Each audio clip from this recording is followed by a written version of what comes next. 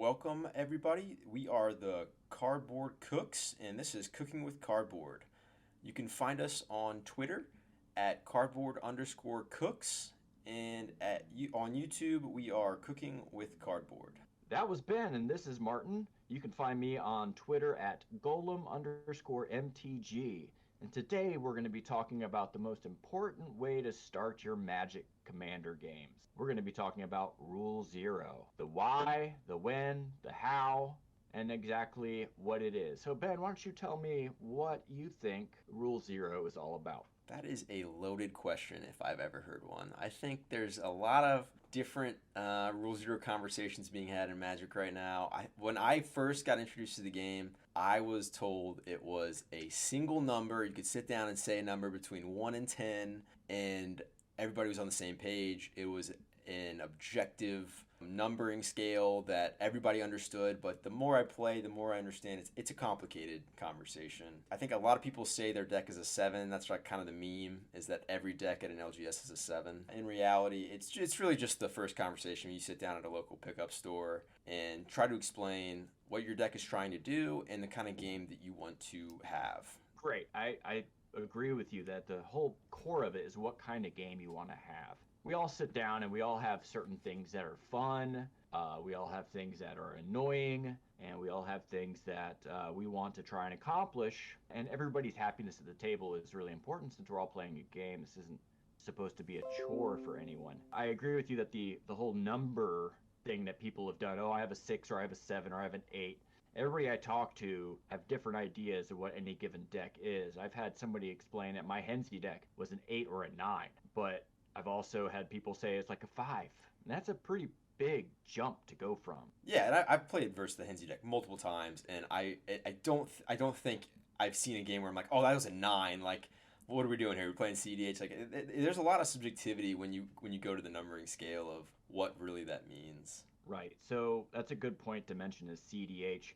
I think a lot of people think of the number scale CDH as the 9 or the 10 decks. And then some people think that it's beyond 10, like CDH is something you go to after the 10. So a lot of that is just different conceptions. That's why I like sitting down and saying a number is almost meaningless. But there are certain types of things that we want to talk about to make sure everybody is having a good time. And I really think the best way to do that is to have a discussion about salt. Martin, that's a great topic of conversation. What is salt? I'm thinking sodium chloride. I love it. It's delicious. I put it in a lot of my meats. What is salt when it comes to Magic the Gathering? So salt is like with a lot of games, people get frustrated or upset because somebody does something and it kind of annoys them. One thing that I kind of get annoyed at, and I have to stop myself to remind myself it's just a game, undisclosed land destruction. Yes. Somebody suddenly does Armageddon, they better win the game the same turn or I'm going to be very salty. Because now this game went from being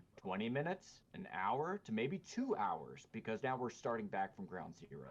Yes, yes. Mass land destruction is definitely, I think that's probably the most unanimous thing that will get somebody feeling a little extra salty, especially if it's not disclosed, right? If somebody tells you they're running Armageddon before you start the game, you understand. Maybe you target them first, maybe you hold up that counter spell turn 3, 4 to be on the safe side, but undisclosing it and just playing it on what is it? It's a 5 mana spell. What does Armageddon read? Martin, do you know off the top of your head? Armageddon is, I do. So Okay. Armageddon is a 3 colorless and a white sorcery, and it says to destroy all lands in play. Yeah, it's basically a reset on the game. Usually when they're running that, in my experience, I've only seen it a few times. They'll run those like indestructible lands or have a lot of artifacts that they're tapping to produce their mana. Correct. A lot of times I also see it in a way that doesn't bother me as much whenever they do mass land destruction when they have a dominant board presence, so they're able to close the game very quickly. Yeah, I mean, you could argue, there's definitely an argument to be made there that it's no different from playing a Cyclonic Rift and then winning the next turn, right? It only takes one additional turn, but there's something wrong about playing lands and then getting them destroyed. It just feels wrong. Yeah, of course it does. I mean, anything that stops us from playing the game that we're there to play can feel kind of bad. But like I said, if you're playing a land destruction spell, and you immediately are able to win in the next couple turns, next turn or 2 turn cycles, I don't get as salty. But that's the reason why we have Rule Zero conversations, is to find out where those lines are. What are we willing to deal with, and what are we not willing to deal with? And I've got a long list here, and you probably have a few too, Ben, of things that are commonly seen as salty. Maybe us individually get salty at it, or people we know, friends that we've seen, get upset about some of these things, whether they're cognizant of it or not. Yeah, absolutely. I mean, it's about knowing what you want out of the game and then trying to accurately communicate that to the play group, as well as being an active listener when they're telling you, "Hey, I'm not a huge Infect fan or a huge Mill fan," and then saying, "Okay, well then I'm not. Maybe I won't run that deck if I had the option to switch out to something else." That way, everybody's having a better time because it is just a game, and the point of EDH is to have fun at the end of the day. So early on in playing Magic, I ran into a card that I thought was a really good fit for my deck, but it turned out it was a Stacks piece. Martin, what is Stacks? Well, Stacks actually comes from the old artifact called Smokestacks. Smokestacks was a resource denial card. It's 4 mana, and at the beginning of your upkeep, you may put a soot counter on it. Then you also, at the beginning of your upkeep, you sacrifice a permanent to satisfy the stack. So if Smokestacks has 2 counters, you have to sack 2 permanents. And I believe, if I remember right, it's artifacts, creatures, or lands. So if you have things to sacrifice to it and your deck is built properly, you're able to continue to play Magic. And in fact, you can stack the triggers so that you always sacrifice the last turn's amount, because you can make it trigger first before you add the soot counter the next turn. And what this functionally does to most players is it removes their resources. It's very similar to land destruction. All stack pieces are about resource denial. Makes it harder to play your spells, harder to interact in the game, and it's usually a very slow, small changes to get you not being able to play your spells. Cards that are typically seen as stacks are cards that make spells cost more mana, like Grand Arbiter Augustine. It's a white, a blue, and 2 colorless. For Wizard, that says all of your white and blue spells cost 1 less, and everyone else's spells cost 1 more. By itself, it's not that bad, but if you add multiple of these on top of each other and you stack them up, which is probably also why it's called stacks, it makes it almost impossible to allow you to play the game in any meaningful way. Yes, you stack the stacks. That's how you get the most benefit, right? No, I think it's a very interesting one that gets a lot of salt that newer players end up playing by accident sometimes because they read the card and it's like, okay, well, I'm not in a color that can ramp super well, so this is almost like a pseudo ramp. It'll slow other people down and play those cards and get some not happy campers in their pod when it comes to, especially if you're running multiple. But I feel like there are ones like that where it's kind of slowing everybody down and you can still play the spells, it just costs a little more. And then there's like the ultra stacks where you have like the Drannith Magistrates, where it is entirely preventing you from doing a core action of Commander, where you can't cast spells from anywhere. Is it anywhere other than your hand, Martin? Correct. Yeah, so that would it shuts down playing anybody's Commanders, which I mean that's kind of arguably why we're all playing Commander, especially if you have a Commander centric deck. It's gonna stop people from doing their goal of their deck. So it can be definitely very salty. I think and CDH is a little different, but again, like we're talking about, these salt-inducing mechanics are really important to cover in that Rule Zero, and CDH has a completely different Rule Zero than your pickup store at your LGS, your pickup game at the LGS. They're playing on a different playing field. So if you're just playing casual EDH and you're running, I mean, would you run any? Are you bringing it up if you run one piece of stacks, Martin, or is there a cutoff of like, okay, I have 5 pieces of stacks, I need to make sure that's apparent before the game? Like, how do you approach that with the play group if you're running a few pieces? I kind of want to bring it back first before I mention that. I want to go back to the comment about CDH and Rule Zero. Oh, pick it up from there. You're good. Okay, so CDH does have a Rule Zero conversation, and it is we are playing CEDH. Right. Yeah. That's the entire Rule Zero conversation. That way, everybody knows everything is fair game. It's cutthroat. We're going to do everything we can to win, and that is it. Yeah, it's a Uh, very very different mechanic. It's not your not prioritizing fun as much as your pickup. It's more about testing the boundaries, which I mean is a very different way to play, but it's essentially the same EDH game that we're all playing. so Do you play a lot of CEDH, Martin?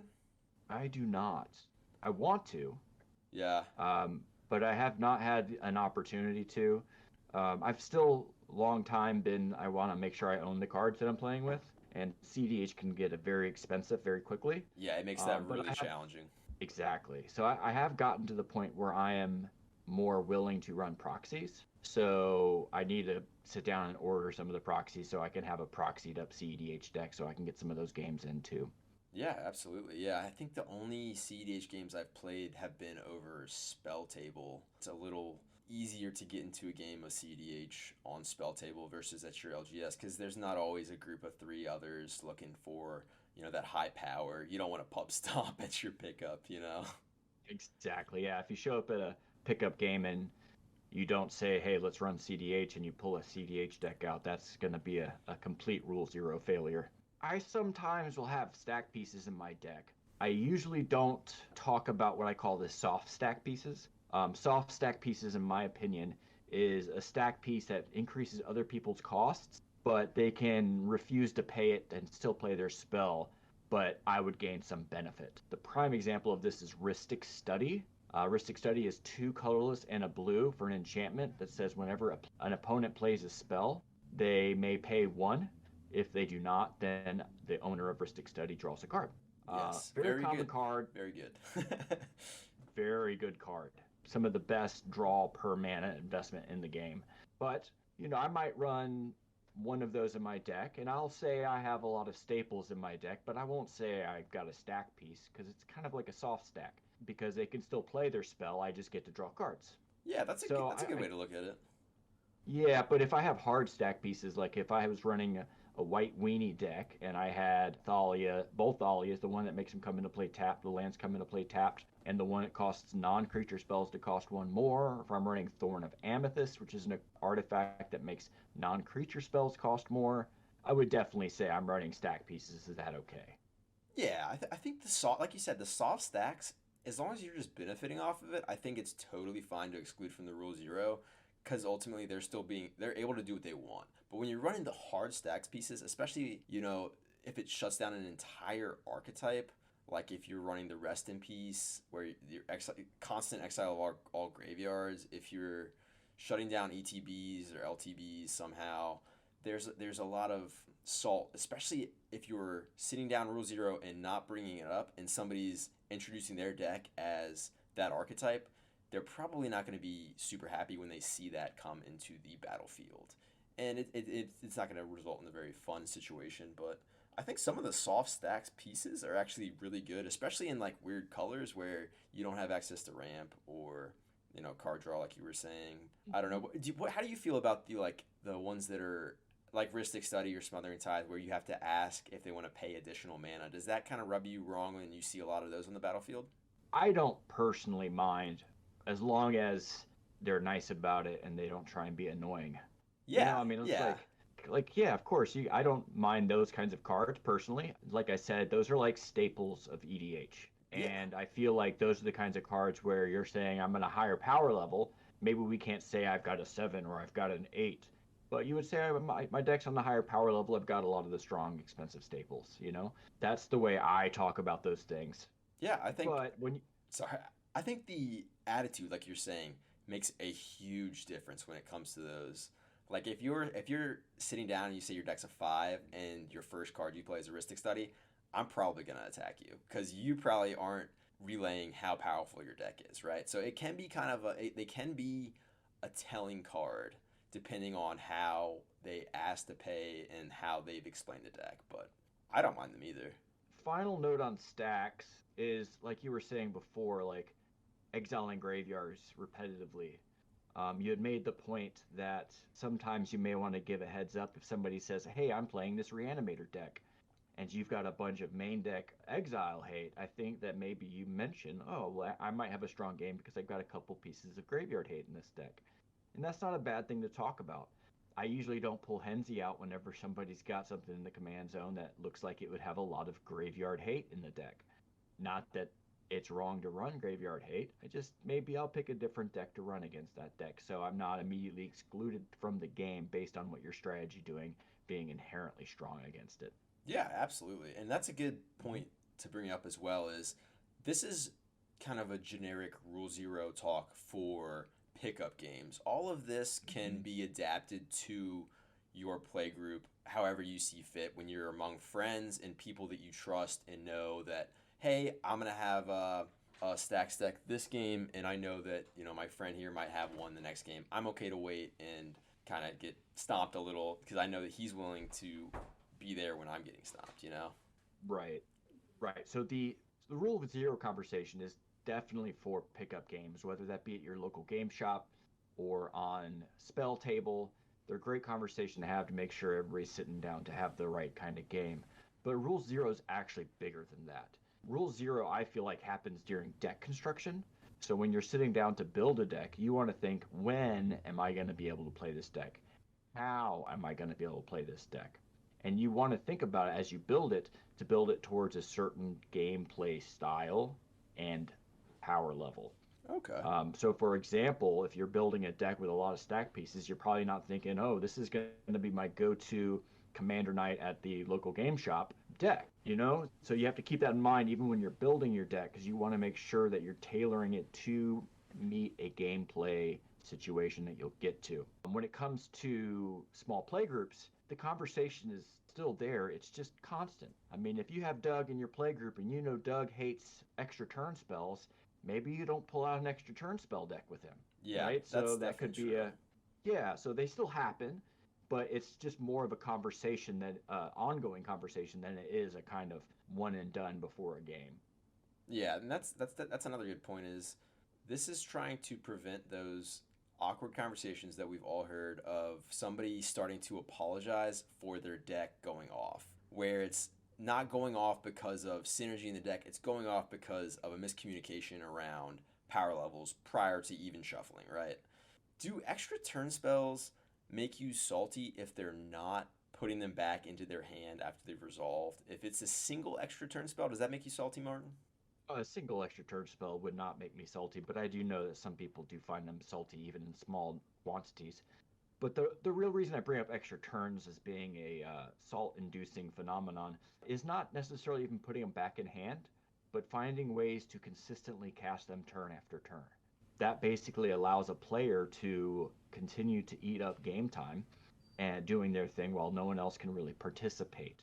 That goes to another one of the salt inducing ones, which is some people have, these long turns where they're basically playing solitaire, and that just kind of makes it boring for everybody else. You might be having a really good time, but if you're taking up all of the time in game actions, then it's less likely everybody else is also having a good time. Yes, the The game actions is a great way to describe that. For coming from a right, new so player perspective, that's a great way to state it. turns that I've seen people complain about the most are going to be the ones where I attack you with these 7/1/1s with my Edric out, and I get to draw 7 cards, and oh, look, that got me an extra turn spell. So then I'll play that and do the exact same thing over and over again.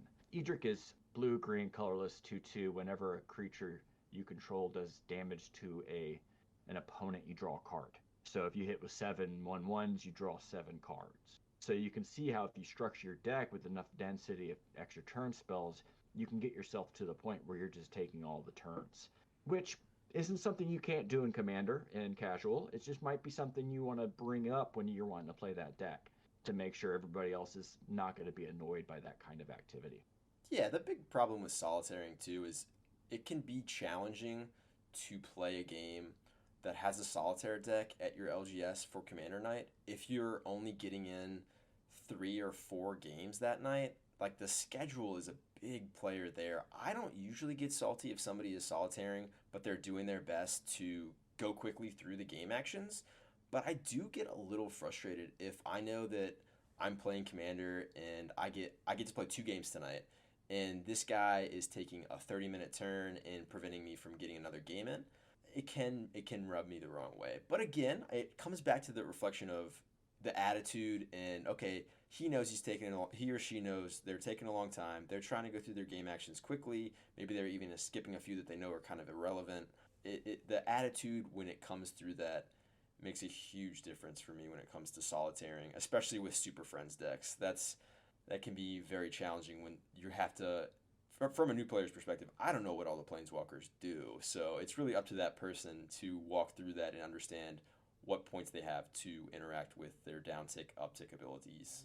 Yeah, so that kind of actually transitions really well into another thing I can call salt, and that is like annoying mechanics or annoying game actions. Planeswalkers can be, from the perspective of a newer player, too complicated, too onerous to understand what's going on. There's too much to track, and that doubtful is a thing that maybe somebody needs to bring up at the beginning of the conversation, but they could likely would say, "Oh, I got a cool Super Friends deck I want to play."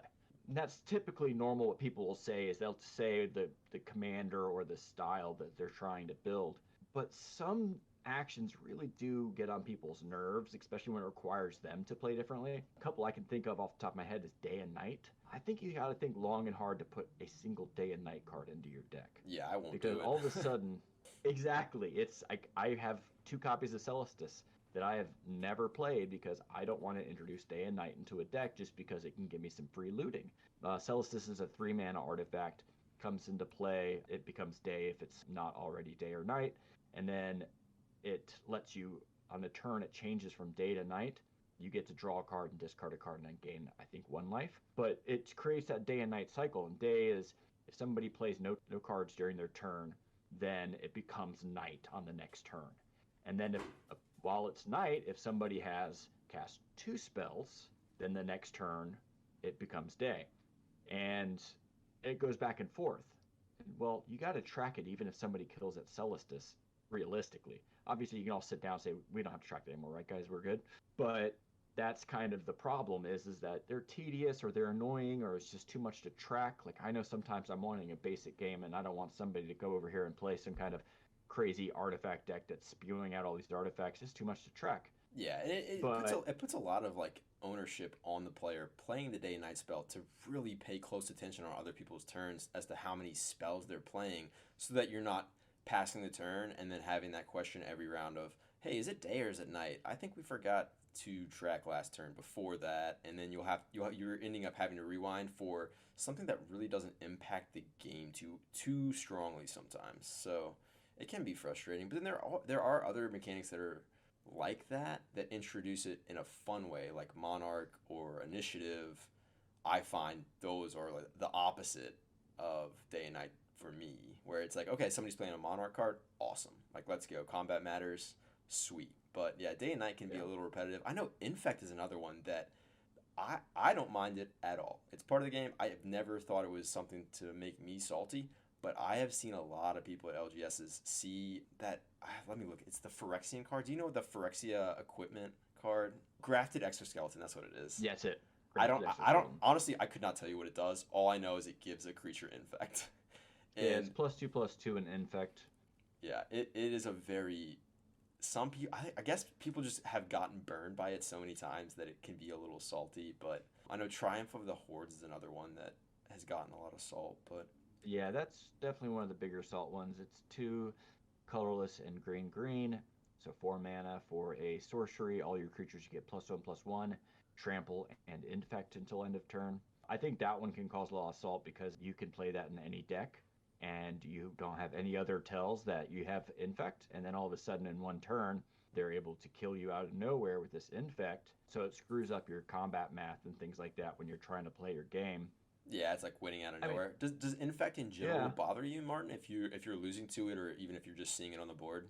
not at all. I can understand with other people why they get frustrated with it because we're sitting down to play a game that is gated on power level by saying we have 40 life.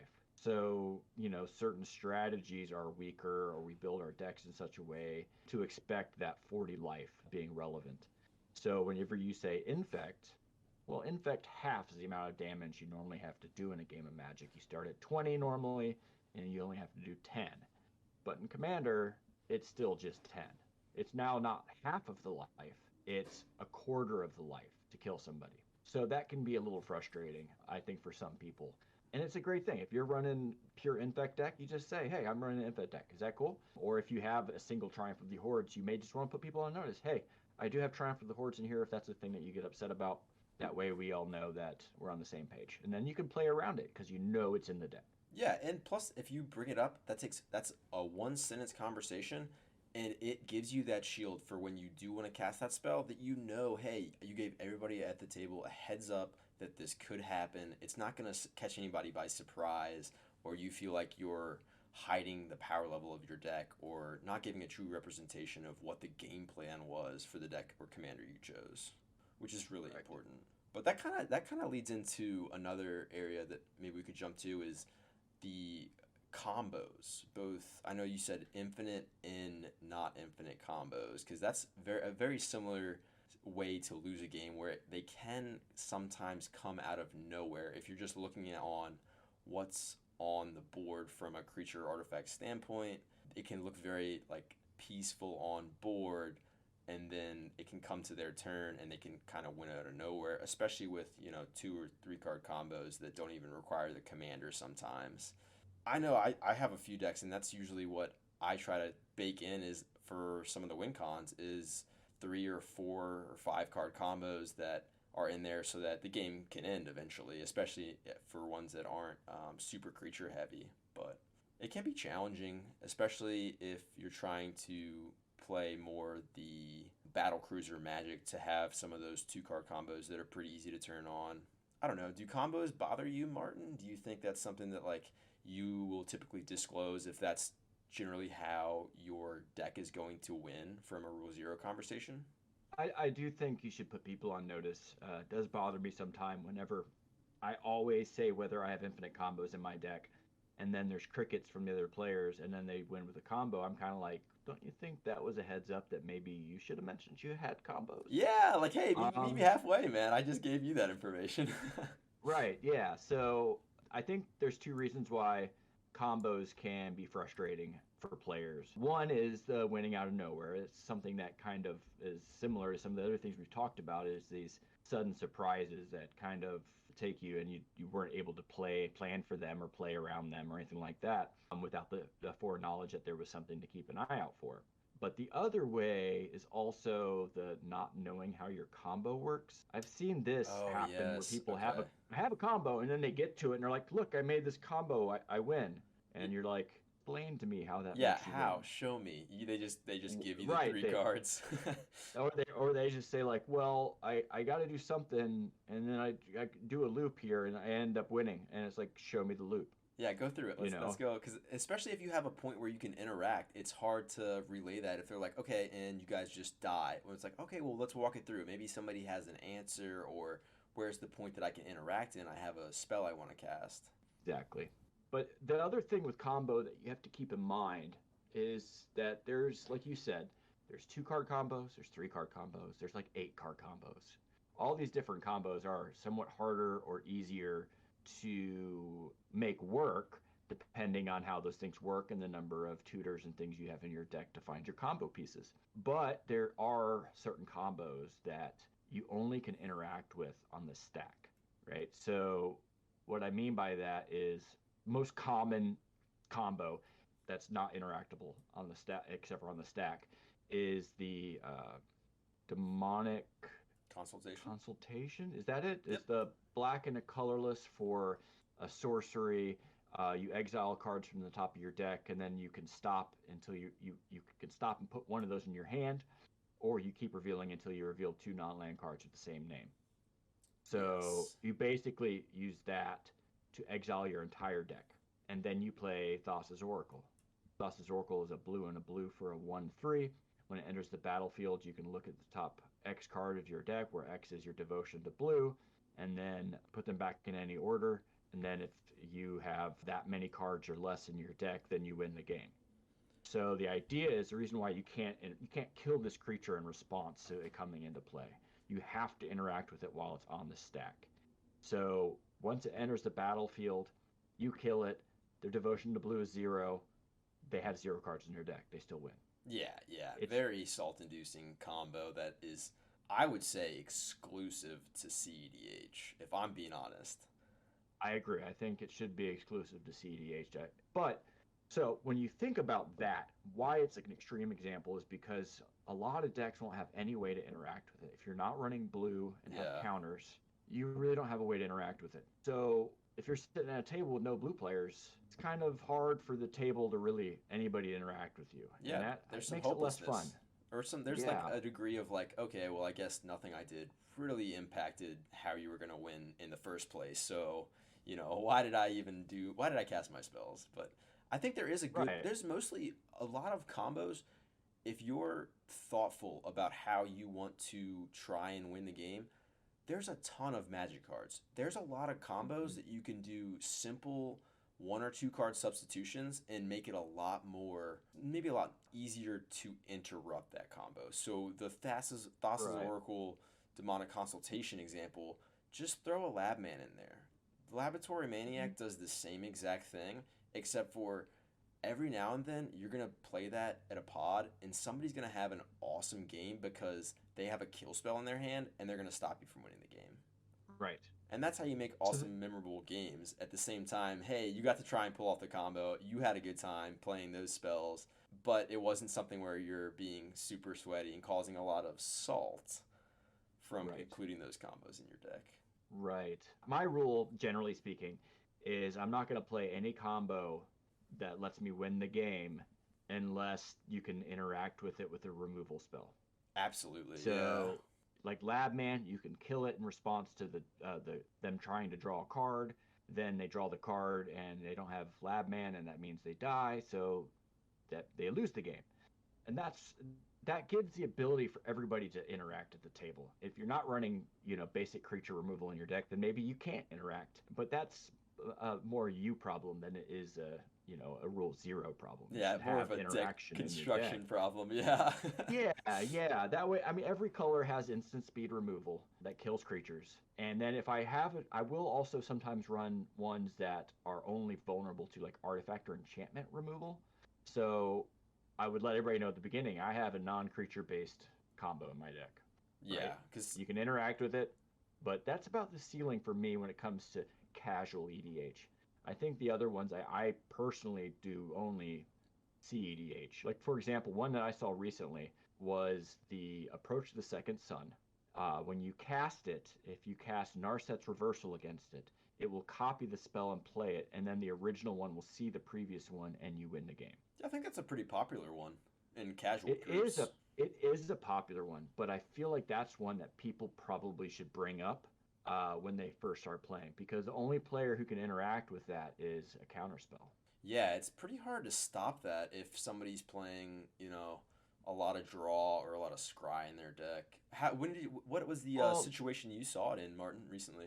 so I saw somebody played Approach to the Second Sun, which by itself I don't think is a problem, because it's like even if they can draw the card the next turn and play it, that's you still have the opportunity. You can attack the player and try and kill them, right? You can try and have them search their deck or something. There's a lot of different ways to interact with it. For me, what happened was is I played Necron Deathmark. It's 3 colors, black, black for a 5/3 with flash.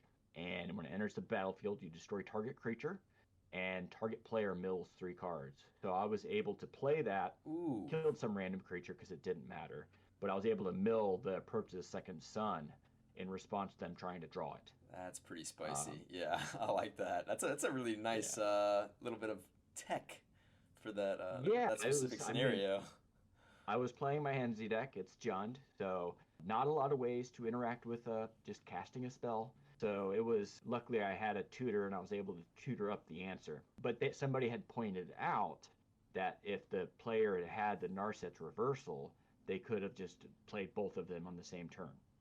Yeah, that's pretty crazy. So yeah, and that's a personal thing, but it's not the end of the world. But I think it's a conversation to be had. Yeah, I think Um, that's another thing is with combos. I think that a lot of more experienced players in Magic are more likely to take combos out of their decks. I have noticed that.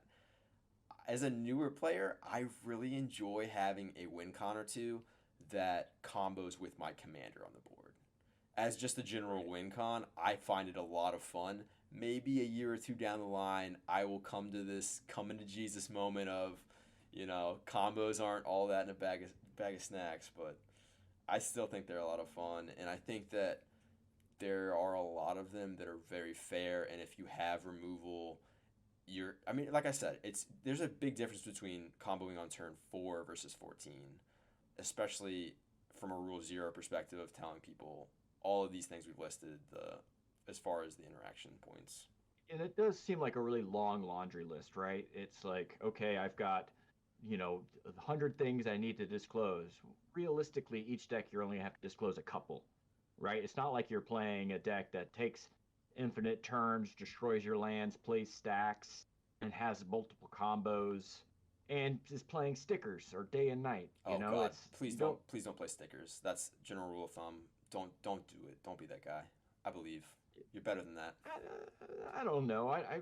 I'm okay with stickers, but that's definitely. I mean, it's only going on your permanents, right? So you're not like stickering other people's cards. That's fair. So it's just some people find it annoying.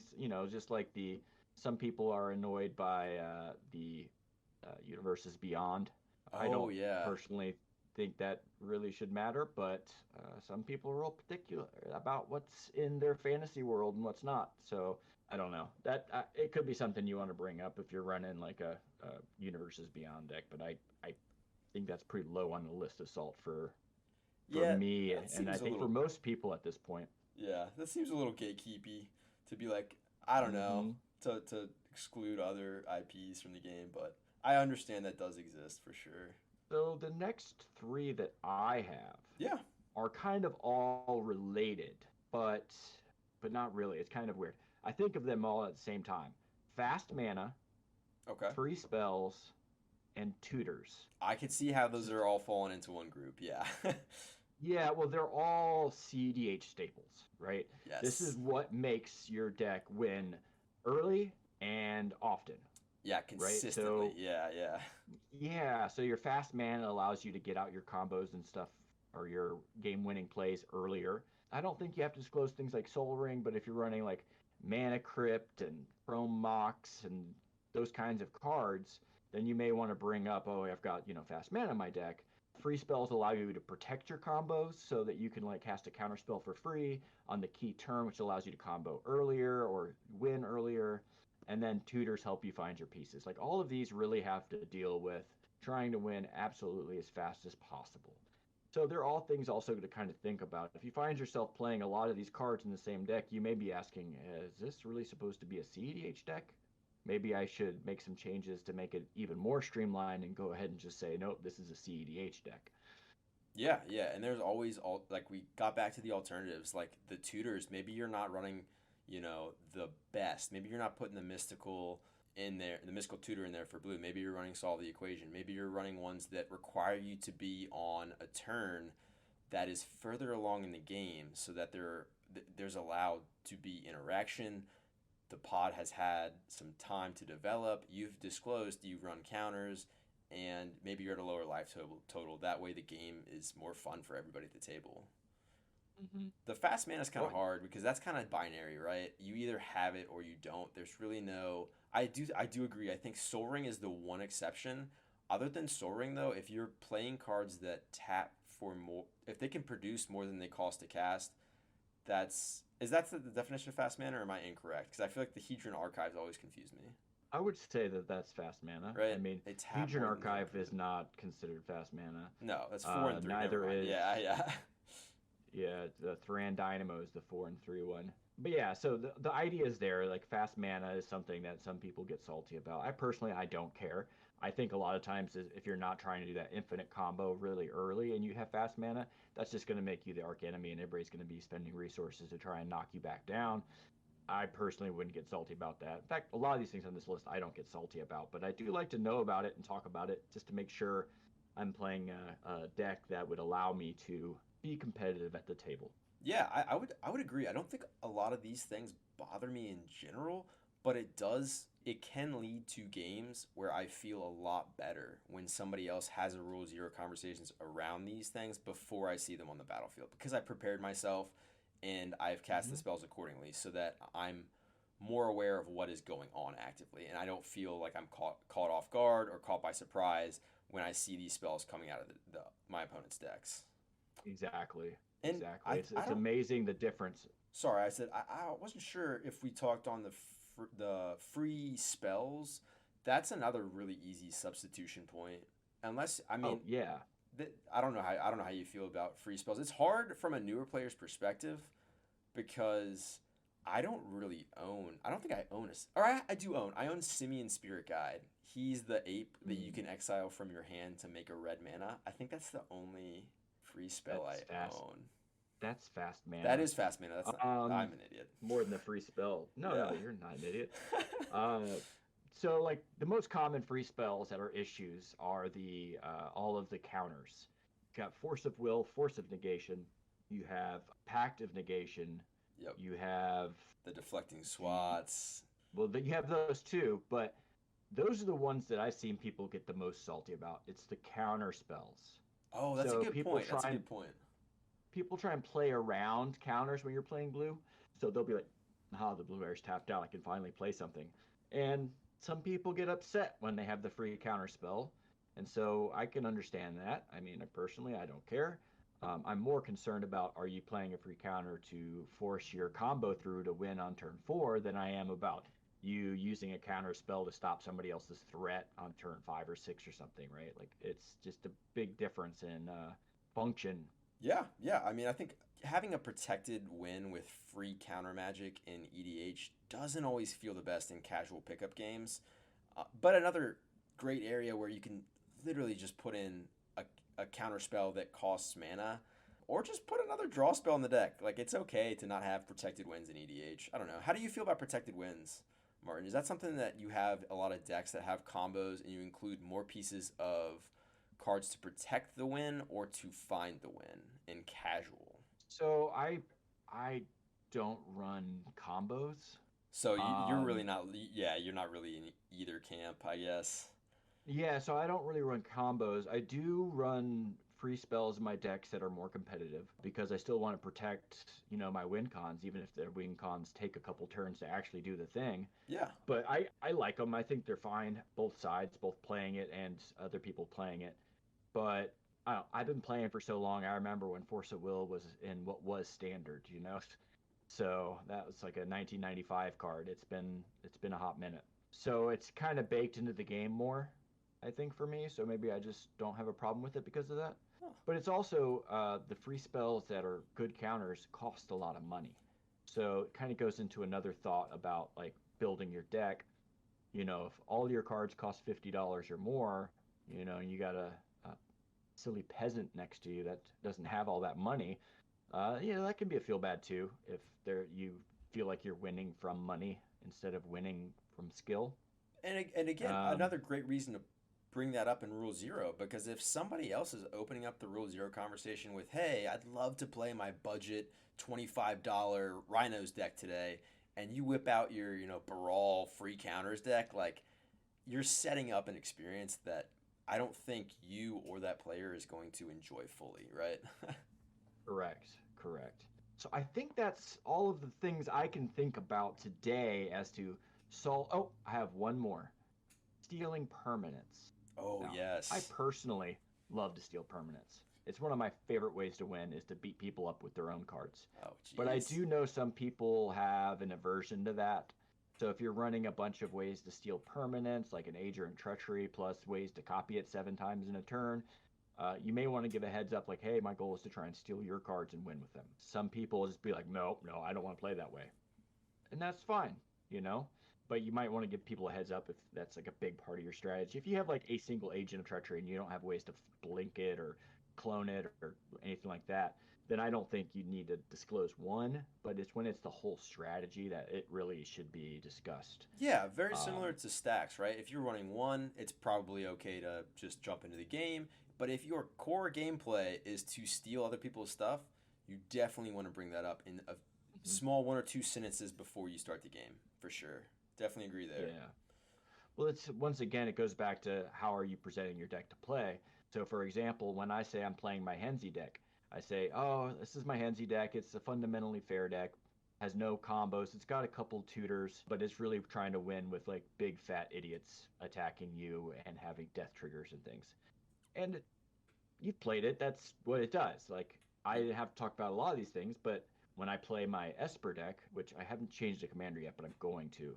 For now, it's Kami's, but that deck is so full of staples. I say this is my try hard deck. It's got all of the big competitive staples in here, like Teferi's protection, free counters, Yeah, things like that. Esper, good So stuff. Yeah. yeah, it's Esper good stuff. Yeah. So it's a short conversation, and if you find yourself having to talk about a bunch of these where you can't say it in a sentence or two, I don't know what your deck's doing, and I kind of want to see the list because that would probably be really sweet. Yeah, and I don't know about your experience, Martin, but for me, I think that just opening your mouth and having a Rule Zero conversation will save you 99% of the times, right? As long as you just make an attempt, and you'll get better over time. Like, it was hard for me at first, being a new player, to try and, especially if other players aren't bringing it up first, to try and be the one to gauge and say, hey, this is the deck I'd like to play. This is, a item or two that is a little salt inducing. What are you guys thinking? Like, just put the question on them to try and get a sentence or two out of them about the Rule Zero. That's a great way to start. Yeah, and it's we can't control those around us in these pickup games. There'll be times where you sit down, you try and have a Rule Zero, and then somebody combos on turn 4 and they never said anything before the game, It happens. or they Absolutely. destroy all the lands or whatever. There's going to be people like that. And the only thing we can do is to say, oh, if you're going to play that deck, my next game, I'm going to play a different deck. Or you get up and you walk to another table. Yeah, there's nothing wrong with trying to find another pod. Nothing wrong with it. Exactly. Respectfully, yes. Yeah, of course, respectfully. Don't flip the table and scream profanities and then go play somewhere else. Yeah, you could, but I don't think either one of us would recommend that course of action. Yeah, definitely not. So I really think that's about it on the salt. I had But I two did more want- I could jump into. Oh, you have 2 more. Great. Right. I think Yeah, let's they do it. they kind of are synonymous, right? Bit of a grouping left that I think receives a lot of hate, especially in certain circumstances. Not always, but these are discard strategies as well as certain salty commanders. Whether it's commanders that stop certain gameplay strategies altogether, or ones that are just uber powerful, typically only seen on the CEDH platform. So when it comes to discard strategies, I think it can be a little overwhelming, but it is an issue that is typically corrected within the game itself, because typically, in my experience, the discard player at the table is going to die first. Would you agree with that, Martin? I don't know about your experience, especially if it's somebody that is notorious, like Turgrid, or is the other one Tiny Bones? I forget. Bones is the other one, yeah.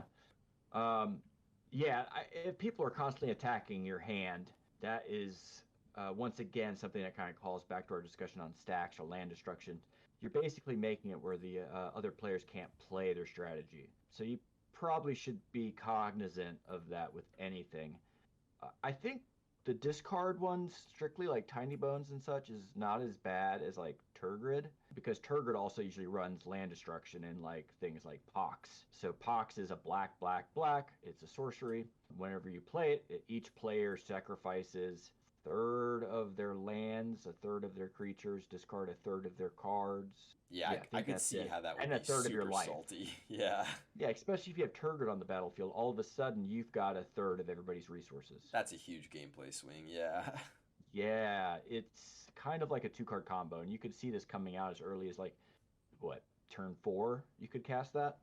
So with some mana ramp, Yeah. something like that. That's pretty So- rough.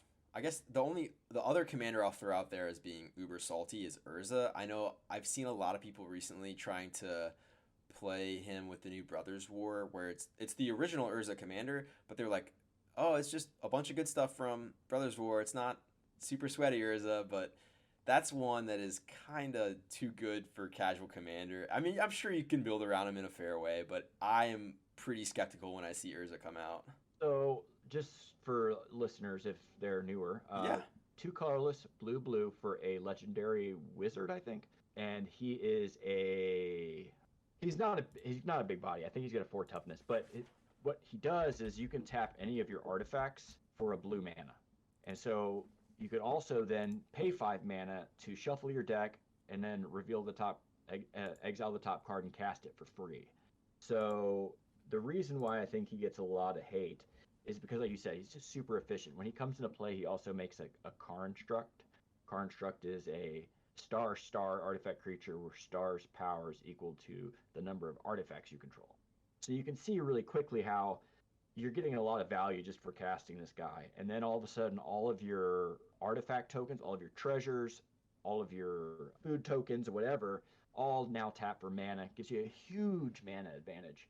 So I really think the reason why Urza is a problem for a lot of people is really at its core just the mana advantage. I think if it didn't have that ability, nobody would care about this card being played. Even though the last ability is kind of powerful, it's pure RNG, random number generation. Yeah. You don't know what you're going to hit. I mean, you could flip it up and it be a land, or you could flip it up and it's an Eldrazi, or everything in between. So I think that's, as weird as it is, I always think of Urza as fast mana. That's why he's so good. It's kind of like Dockside Extortionist. Dockside Extortionist is also fast mana. It's not an artifact rock, right? So red mana, colorless for a 1/2 goblin. I think it's a goblin pirate. But when it enters the battlefield, you create treasures equal to the number of artifacts and or enchantments your opponents control. So all your opponents. And, mana rocks are very, signets and things are ran by all decks. So you're often creating quite a few treasures for the low investment of 2 mana.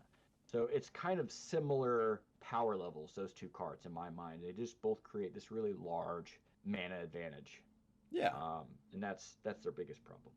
That's definitely fair. And I think when it comes to, in general, any commander like Urza, that, whether you know it or not, is a very typically seen CEDH commander, a good spot check is you can kind of check what the CEDH Urza deck runs and, be self-critical, look at your own Urza deck or whatever have you. I had to do this recently for my Paco and Halden deck. I didn't realize that was a CEDH deck, and I said, okay, how many of these cards are the same that are being run in the Paco Halden turn CEDH deck, and do I really need those cards? Are they leading to fun game interactions, or can I replace them for some more flavorful cards that maybe won't be as salt-inducing, which... Right, or overly competitive, I think, is... Yeah, that's probably a better way to put that. Yeah, so I know everybody's got their commanders they don't like. Some of them it's because they're absurdly powerful, like Tulane or Korvold. And then some of them it's because they're just tired of playing against the same ones every time. There are some commanders that are just so prolific, like the prolific Atraxa. Atraxa, that's exactly what I was thinking about. She proliferates. I was wondering. Prolific. Yeah. I was trying to say something clever, but my brain just slowed down too much. Oh, it sounded good. Thanks. So Atraxa is a great example of one that it's got strong power, but the reality is it gives you 4 colors of mana for your commander. So your command colors allows you to play a bunch of colors, and it's just an inherently strong card, but it's not like an absurdly strong card. I think if you put like Korvold and Atraxa next to each other, Korvold's a stronger card, and that's the main reason why some people don't like playing against him. While Atraxa is just that it goes in so many different strategies well, like proliferate decks with +1/+1 counters, planeswalker decks with... Yeah.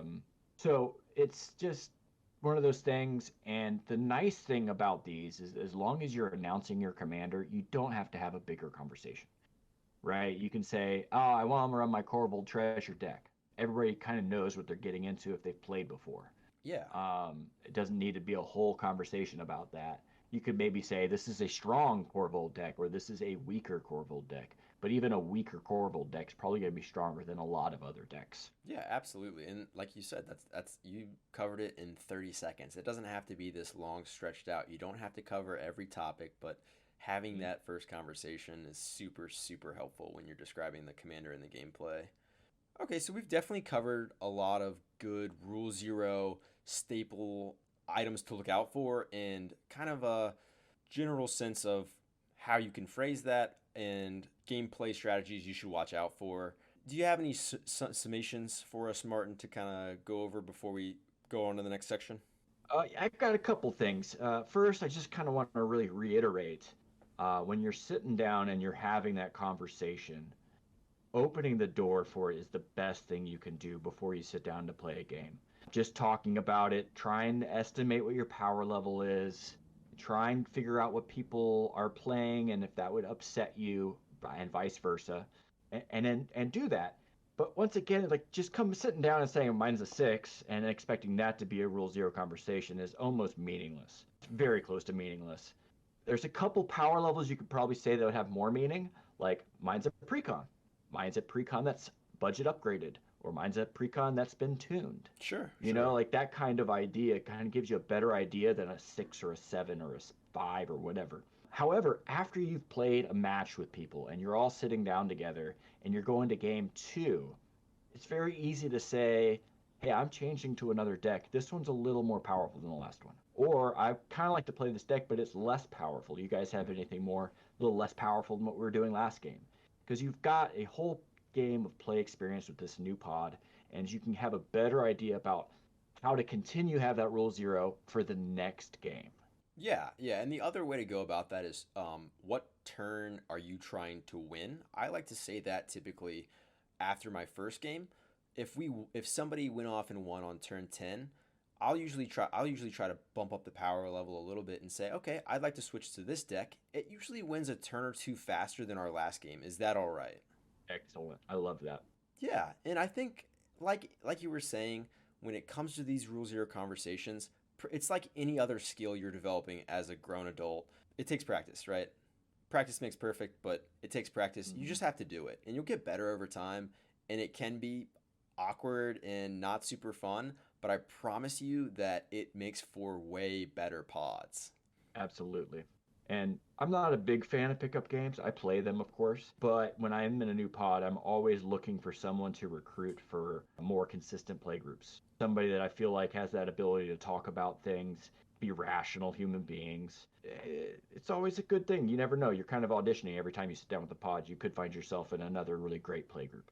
Yeah, and you never know who you're going to see again, right? Like in the real world, you're making promises when you're playing Magic. You're making, there's a social contract. If you're keeping up your end of the bargain and at least making an attempt to do it the right way, people will notice that and they'll be more excited to play with you next time. And maybe they'll be more vulnerable with you or more likely to make a deal with you or just share and be a little more vulnerable and willing to laugh with you at the table if you're going about it in the correct way.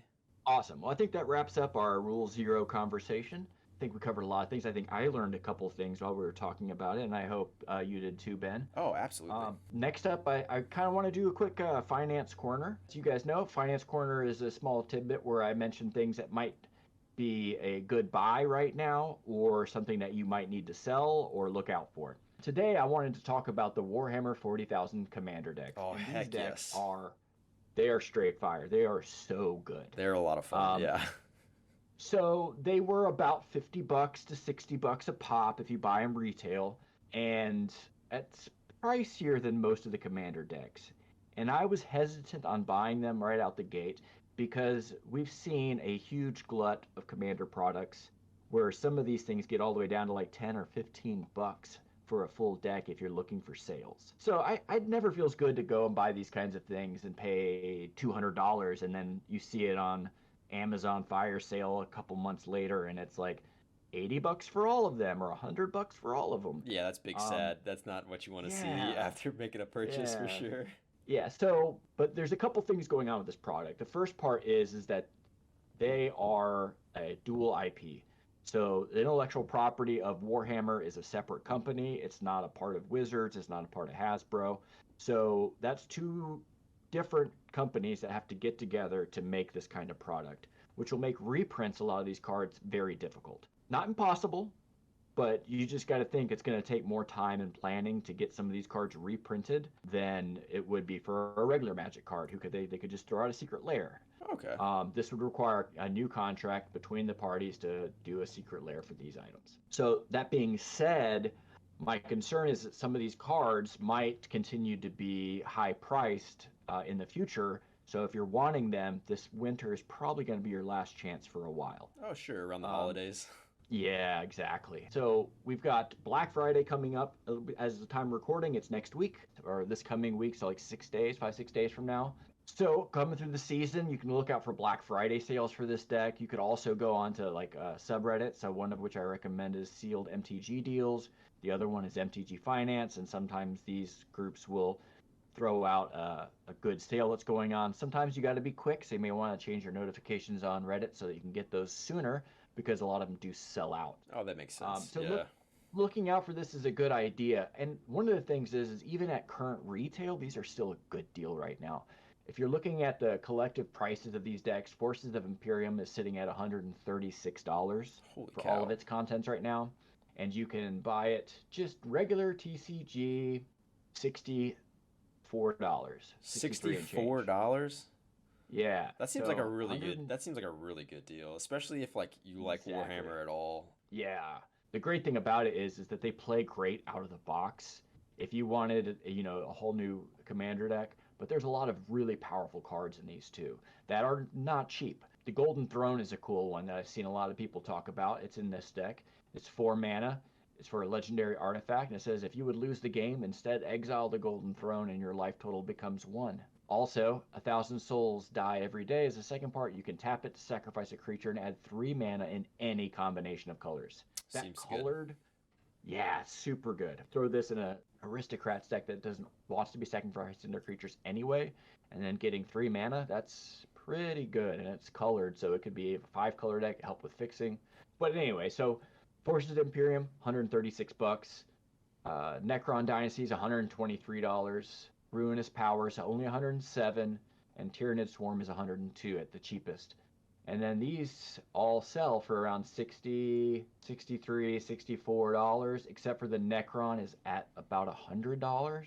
So right now it's the worst buy of the bunch, but the rest are just great returns on your purchase if you're wanting to get these cards for your collection or, sit on a few of them to possibly trade down the road for value. Yeah, Um, I will confirm that the I got smacked by the one with the one that rewards you for making tokens and lets you draw cards. I'm not sure which one that mhm. is, but that one is insanely strong at producing just from like battle cruiser style. It will make a lot of power very fast. So that was the first one I talked about. That's Forces of the Imperium. It's the highest value of all of them for its contents, Okay. but it's only the second most expensive. A pretty big jump from the $100 for Necron to 63 for this one.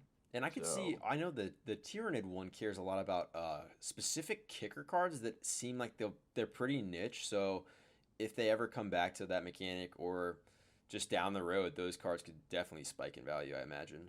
right, right. Well, I mean, right now Shadow Warp out of the Tyranid deck is $17, Holy and it's cow. yeah, red, green, colorless enchantment. The first creature spell you cast each turn costs 2 less to cast. So right away, this is a 3 mana rock, basically, that adds 2 mana every turn, Pretty assuming you're good. playing, yeah, largely creature deck. So, okay, would you play a 3 mana artifact that tap for 2 colorless mana but only cast creature spells? Probably. I'm But this playing has got that. even more.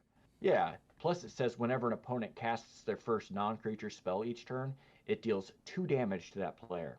So this thing's going to do a lot of damage over the course of a commander game. Obviously, some players will play more creature heavy decks, but I'm betting this thing does 20 damage in a single game pretty easy. Oh, easily, yeah, and it's definitely gonna help if you get more spell slingers in your pod. That thing is gonna put in work, and it's just inconspicuous enough where I don't think people are gonna just see it and remove it.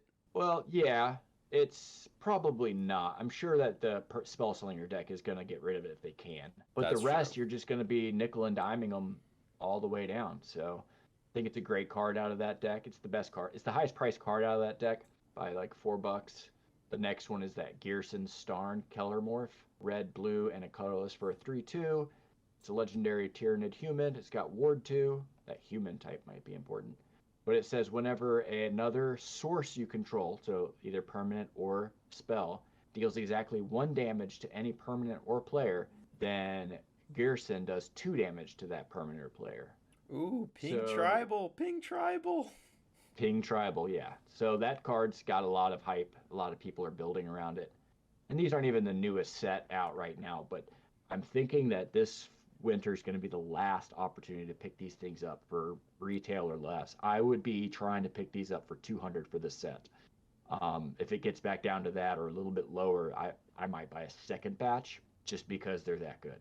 That way I can keep a set complete and ready to be played as is out of the box, and then the rest I could, pull out to add cards to my decks. Yeah, I mean, if I saw them for like 220 or 230 earlier, but if I could see them for 200, I'm probably gonna buy all four. They're really cool, and I think the budget upgrade for them really makes them like be able to compete with most pods just very quickly. Right. Yeah. Yeah, I agree. All right, guys, that's it for Cooking with Cardboard this week. We are your cardboard cooks. You can check us out on Twitter at cardboard_cooks. Check out our YouTube channel if you're not there already at Cooking with Cardboard. We look forward to seeing you guys next week. Have a good one. Thanks for listening, guys.